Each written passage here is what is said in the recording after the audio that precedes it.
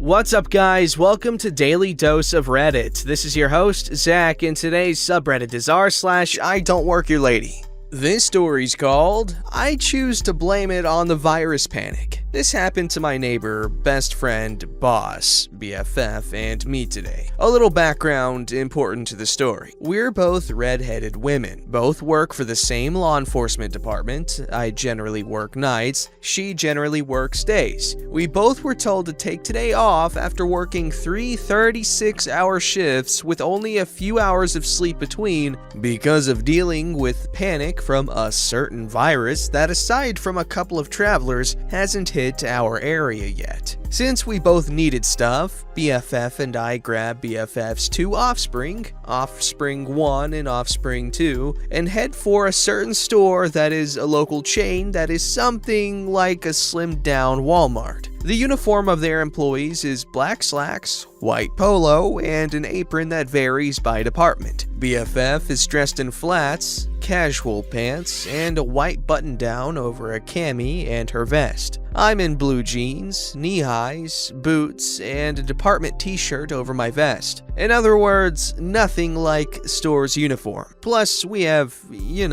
belts with handcuffs, guns, and holsters. We're in the store for about half an hour. I'm pushing one cart, Offspring 1 is pushing the other, while BFF is holding Offspring 2 in one arm and pulling things off of the shelf with the other. Suddenly, we hear a loud crash and a scream in the next aisle. BFF passes Offspring 2 off to me, telling me to watch her, and heads over to the next aisle. She barely makes it around the corner when I hear her call for me. I set Offspring 2 down, tell her to wait with Offspring 1, and come around the corner. Here is the sight I see. One young woman, her head slightly bleeding, trying to free herself from the grasp of a crazy blonde lady, probably roughly in her late 30s to late 40s, while a man and a few kids look on. Crazy lady looks up at BFF and immediately goes, "Oh good, are you the manager of this crappy store? This lazy bench refused to help me. I want her fired." She then jerks the young woman so hard that the young woman runs into the shelves, cutting herself a second time. "Ma'am, let her go," BFF states calmly. "I don't think she works here." "What do you mean you don't think she works here? Don't you know your own employees? What kind of crappy, dumbass freaking manager are you?"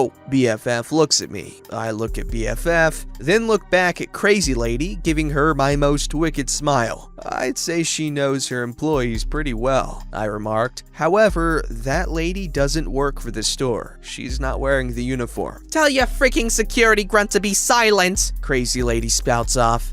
Mama?" One of the kids urgently starts. "I don't think she's security." "Shut up, Marco." Not real name. "Can't you see Mama's talking to the manager?" "Ma'am, I'm not the manager," BFF says, pointing to the store manager, who is now hurrying over. "He is. Now let go of the girl. I won't ask again." She starts reaching for her handcuffs. "Freaking lying cooter. You white folk benches are all the same, racist and sticking up for each other." Rather ironic considering that Crazy Lady was paler than I am, and that's saying something. At that moment, Offspring 2 came running around the corner. "Is it okay if I..." Crazy Lady finally let go of the terrified and injured girl, and then grabbed Offspring 2, flinging her halfway down the aisle. "Stupid brat, wait your turn, you stupid little..." Wham! Crazy Lady stopped talking as she ricocheted off shelves. "Don't ever touch my daughter again," BFF told her as she tried to handcuff Crazy Lady. At this point, the man that had been standing with the kids tries to grab onto BFF and winds up taking a knee to the groin for his trouble. Crazy Lady takes advantage of the moment, pushes BFF off, grabs a jar off the shelf to swing towards BFF's head, and freezes as she realizes I've drawn my weapon. Her eyes go wide. I'll call corporate and have you fired for this," she hissed. I guess Crazy Lady didn't see anything wrong with having a weapon herself and trying to use it. But somehow, someone else with a weapon stopping her from potentially killing someone else is a bad thing.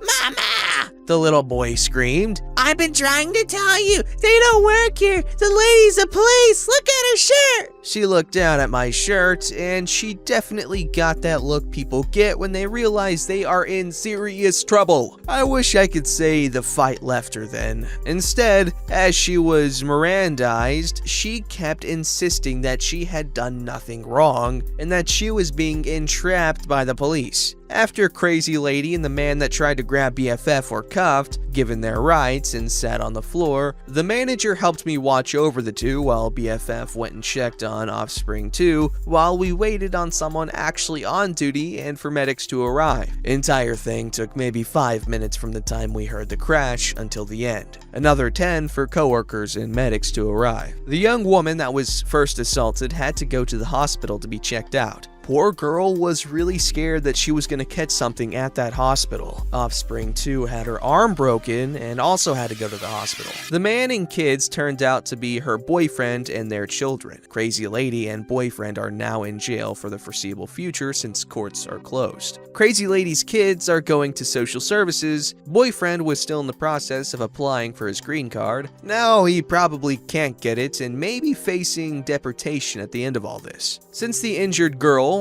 BFF, and I couldn't finish our shopping, the manager took our lists and promised that everything would be delivered to our houses tomorrow. Before anyone asks, we are not required to wear our vests off duty, but most of us do. As for why we have our guns and badges while shopping with kids, in our department, certain ranks are required to carry weapons, badges, and cuffs while off duty. Oh, and this whole thing apparently started because the store was out of toilet paper, and Crazy Lady decided the girl stocking up on pickles must be an employee. Okay, so this white woman was claiming racism against white people, and she's breaking bones and cutting people. What? And why did it take 15 minutes total for the coworkers to get there? What?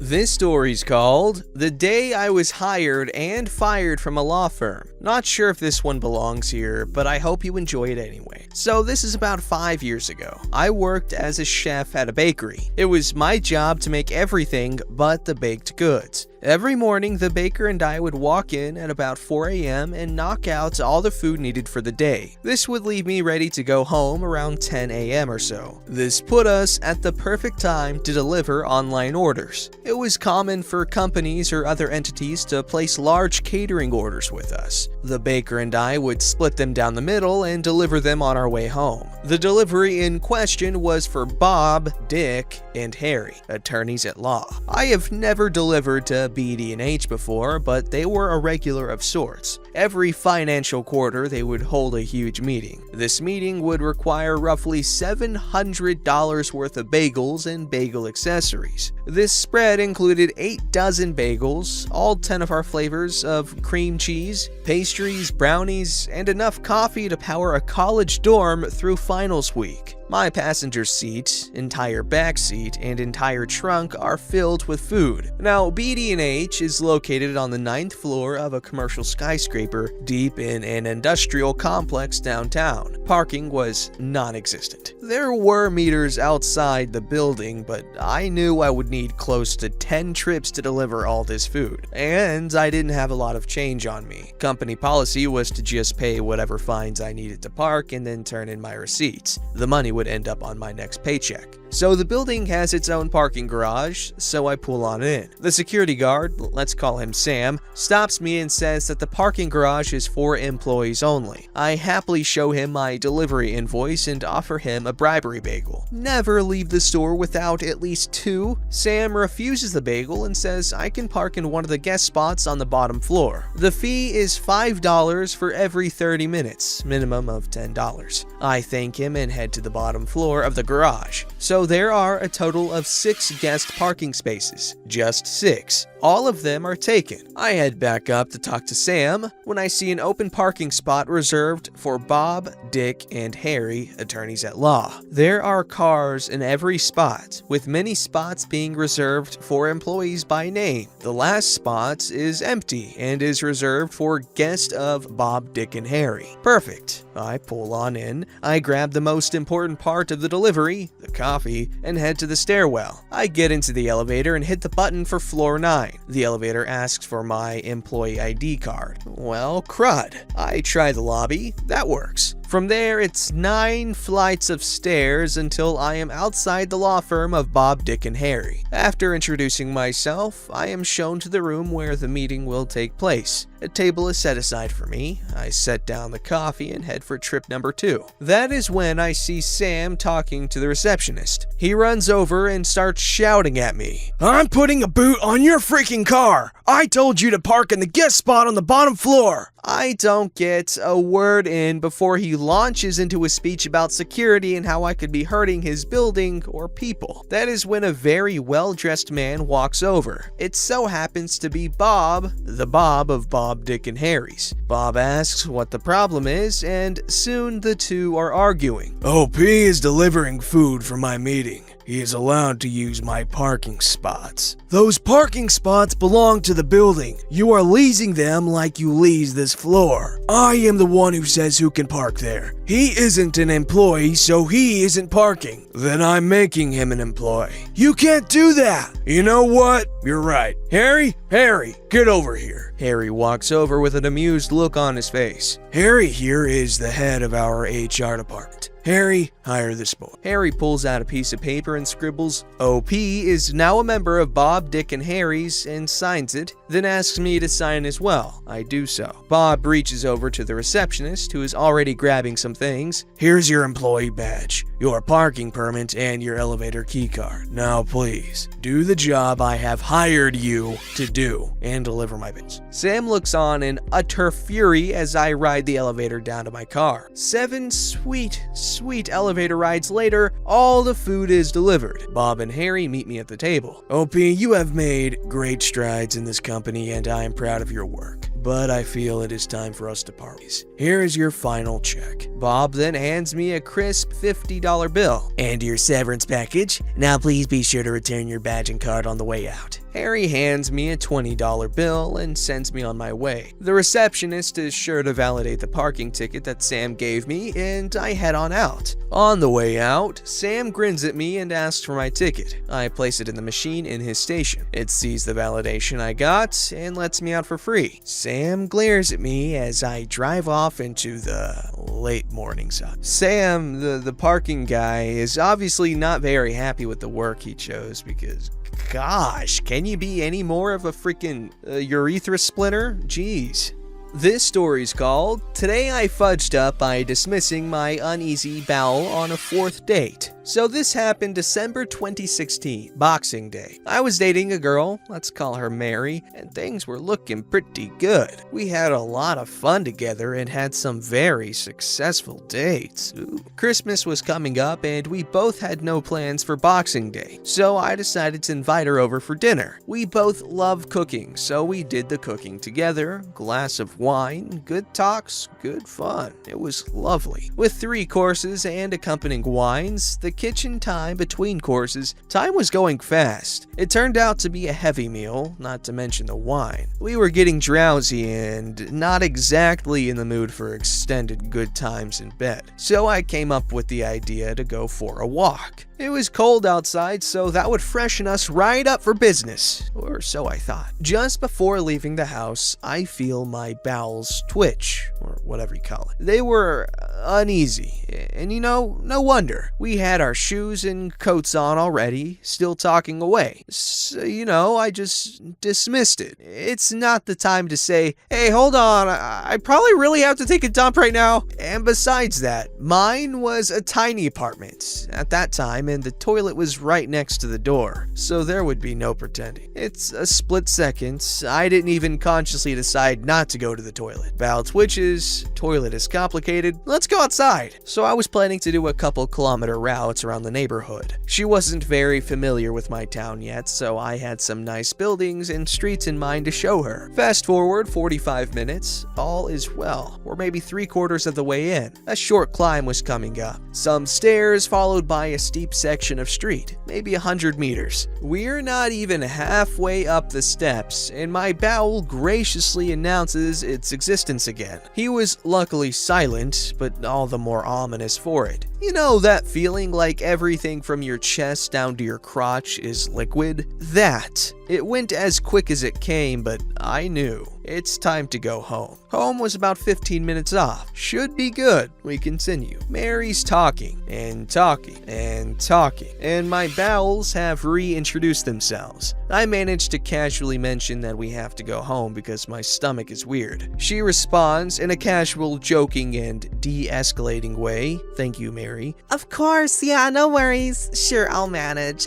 She keeps on chatting away. Time crawls. We seem to make zero progress towards the toilet. I assess the situation and decide I will not accept the prognosis I made. Luckily, I still manage to listen and understand a bit and acknowledge and in the right places. But I feel alone and afraid. There's this non-stop pressure in my body trying to push something wet and ghastly outside. My sphincter is working hard. Cold sweats. Ears start to ring. What the hell is happening? I blurt out, Mary, stop. I know this is weird, but please don't think less of me, but I feel like I'm about to crap my pants. She gives me an uncertain look and asks if I'm serious. Yes, I'm serious. It's bad. And I double over while I feel that I'm going to have to give in. I look around and assess. Thank God for Christmas, there are no people around. Parked cars in a patch of grass with a large tree. There, it will happen. Mary, could you please stand behind that van? It's happening. And so I waddle towards the tree while I feel my arse losing the battle. Strange sensations in my underwear. Relief, panic, and shame all mixed together. I hurriedly take off my pants and let go fully. Yes! Are you alright? I hear from behind the van.